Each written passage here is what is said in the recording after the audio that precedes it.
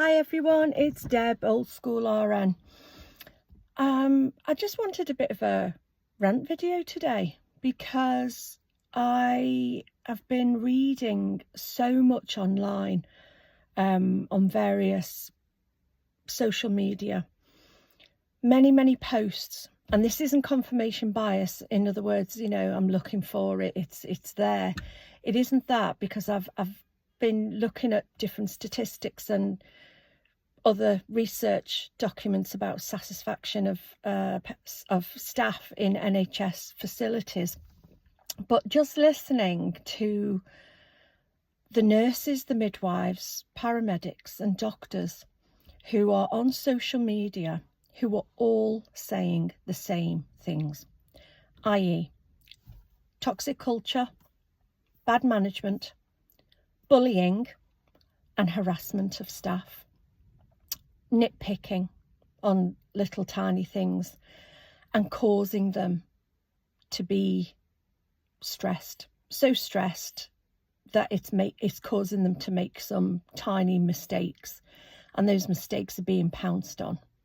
Now, I've got a theory about this. Tell me if I'm wrong in the comments.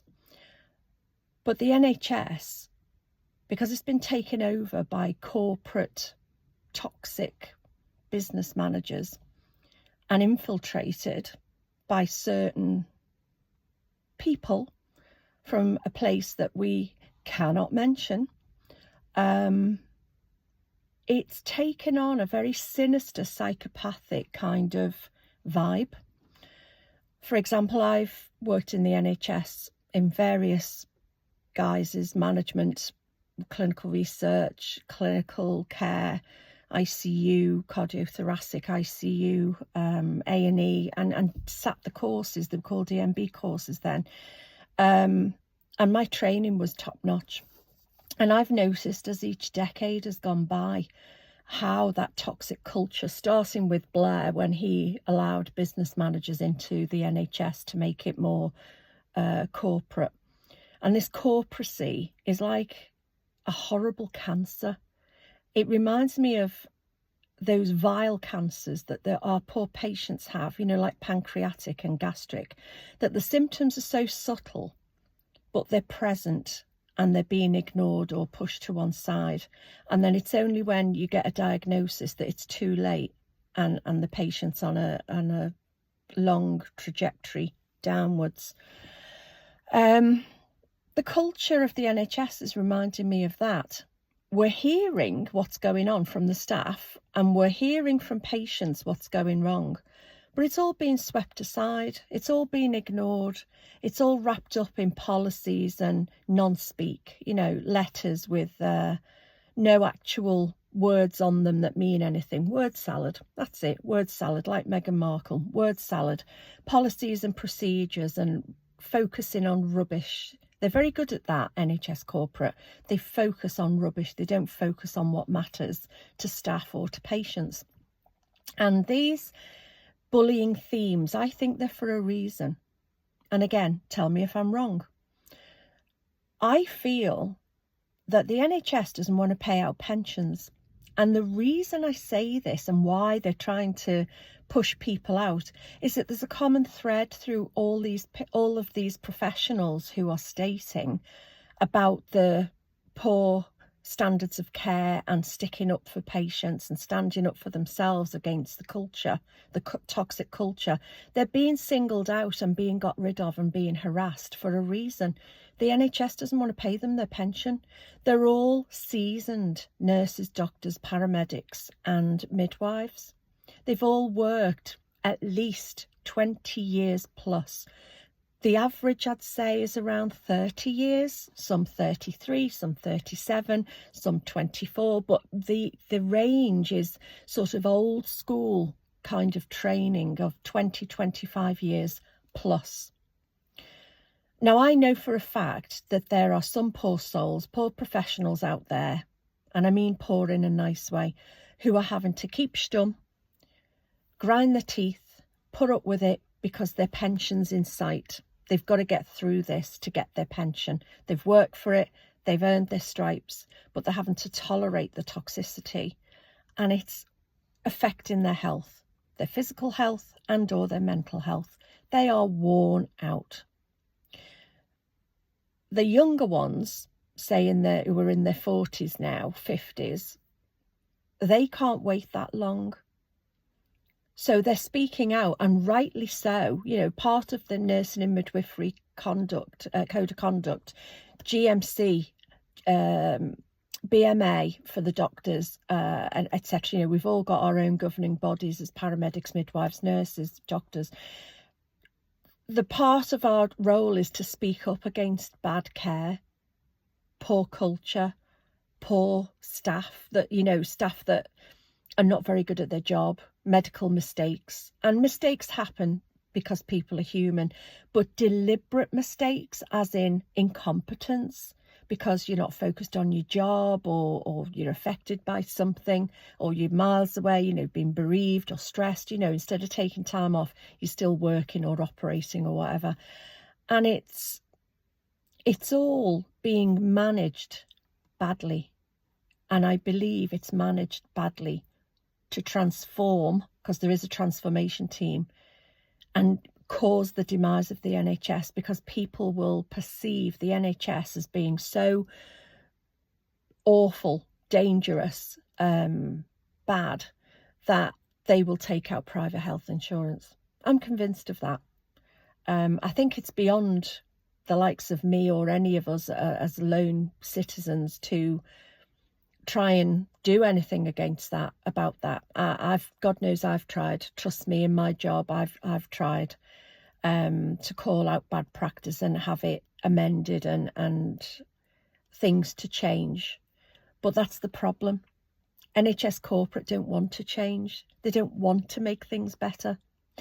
And the reason I say that, and the evidence for it, is the very managers that create these problems as a culture, I mean, from top down, they instigate and promote and take on and bring from outside these awful, awful, toxic managers.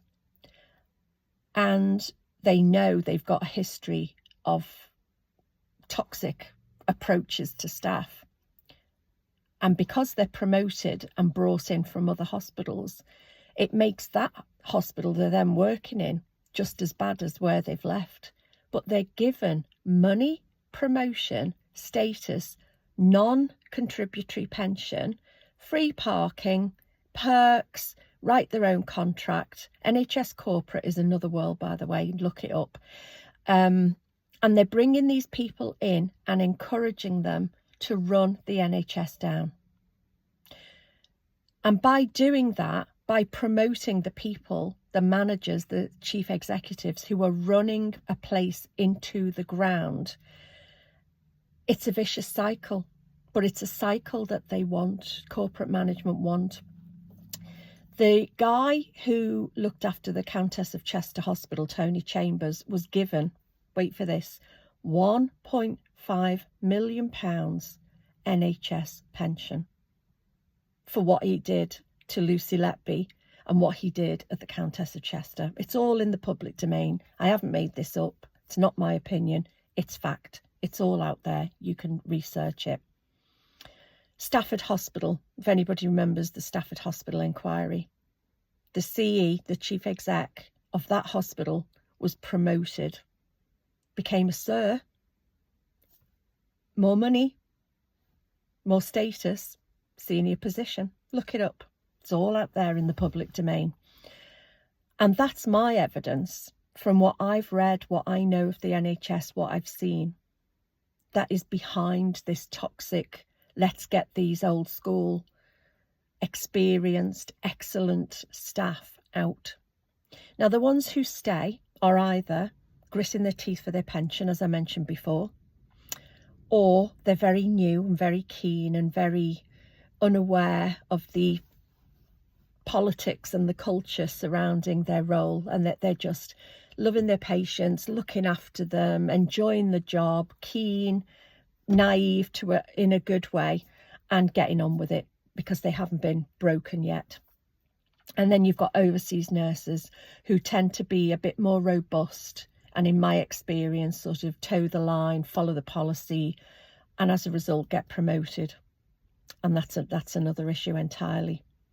Now, the other ones who stay are the ones who are career focused.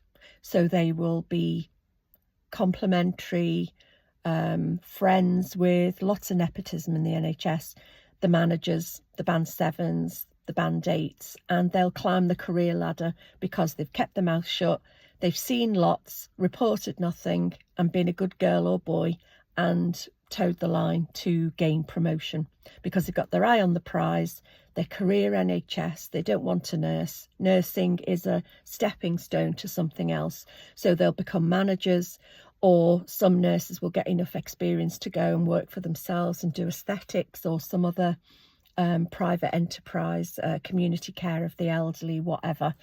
And it's not leaving behind staff who genuinely care. Well, it is. I'll take that back. It is, but the ones who genuinely care, they're affected, their health is affected. I know of 2 nurses I've worked with who've recently retired, like within the last 6 months, who've been diagnosed with severe one term has a terminal illness. And I wonder, where has that come from? Is this all been built up? Has this contributed to their genetics and biopsychosocial model of health? I don't know, but it's not a good thing for the country. It's not a good thing for us as patients. It's not good for our families. This determined breaking down of the NHS. I've got my thoughts on that. I can't put them all on here, as you know how social media is being watched these days. I would say let's go back to how we were before Tony Blair and Alan Milburn turned our hospitals into NHS trusts. And with that, something called Crown Indemnity, which was a government insurance that looked after the NHS, so that if you look up vicarious liability and look up Crown Indemnity insurance, it'll explain in detail, but basically it covers the hospital, it covers the nurses, it covers the doctors for anything that happens in a hospital. So you're not individually sued. Nowadays, you have to have insurance through the Royal College of Nursing or Royal College of Midwives or private medical insurance as doctors, because the NHS trusts now take part of an award for a patient mishap out of your insurance, not just the hospitals. It's money grabbing. It's money, stress, lots of investigations. Let's put our poor staff, off work, not earning, and under pressure. So they'll either resign, become mentally ill, and forget, bringing up problems that have happened, things that have happened to patients, or things that have happened to staff. It isn't good, but it's a symptom. And what I'm saying to you as the public is start fighting for your NHS. Get these managers out. Get them. At the moment, that it's a voluntary code. Wes Streeting, the Minister for Health, has advocated for managers that they can voluntarily have some kind of code of conduct and culpability for their actions or inactions when it comes to patient harm or whatever happens in hospitals that has a negative impact on the public. It's not good enough. Who's going to enter into an agreement? Oh yeah, I'll voluntarily take the blame for anything that happens on my watch. It's not going to happen. If these managers want to manage a hospital, then they should have a qualification to do so. And it should be that they serve at least a year as a healthcare assistant on the ground in various departments, getting their hands dirty to fully understand the impact of their decision making. And if they're shy of blood and a bit scared of patients, tough.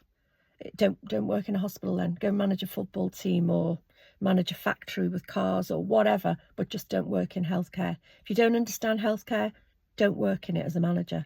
Simples.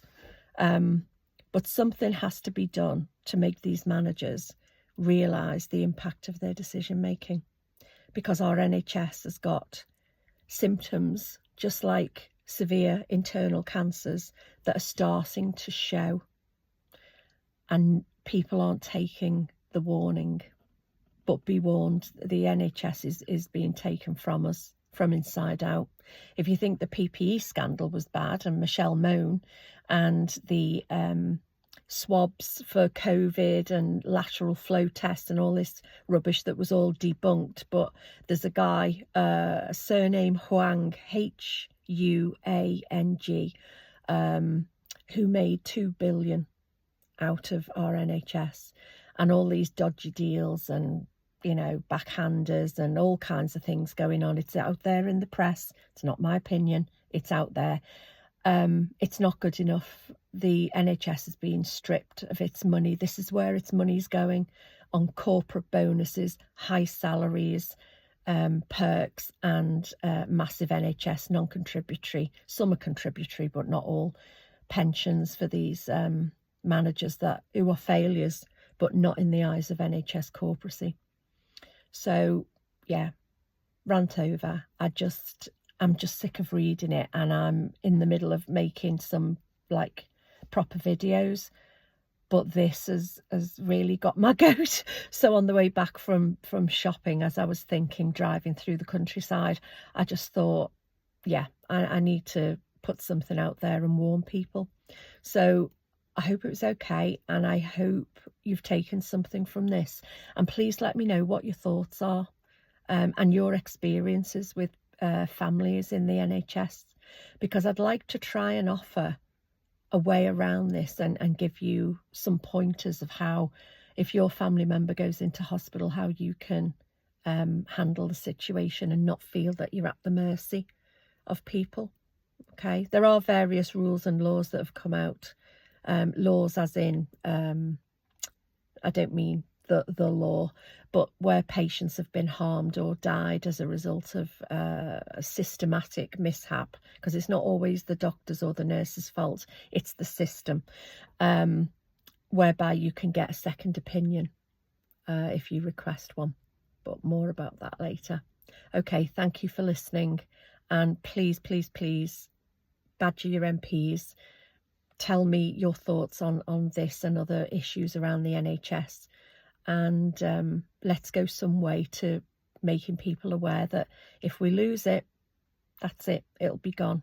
It'll be gone, and God help us, because the insurance will be low at first to entice you into a false sense of security, and then it'll go sky high, and we'd be like the Americans, paying $1,500 for insurance policies for our families every month.